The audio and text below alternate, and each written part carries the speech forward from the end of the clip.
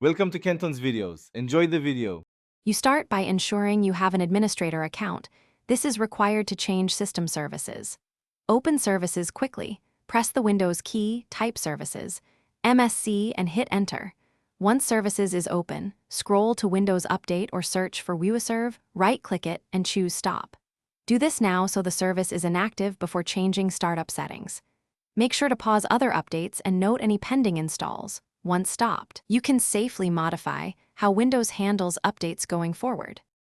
Once the Windows Update service is stopped, double-click it and set Startup Type to Disabled. Click Apply, then OK. Next, find Update Orchestrator and Update Medican services and disable them too, because they can restart update processes. Then open Task Scheduler.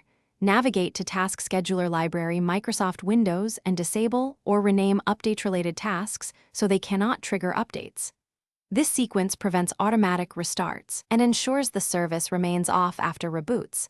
Make sure you confirm. To finalize, use Local Group Policy, gpedit, MSC, or Registry edits for stronger enforcement.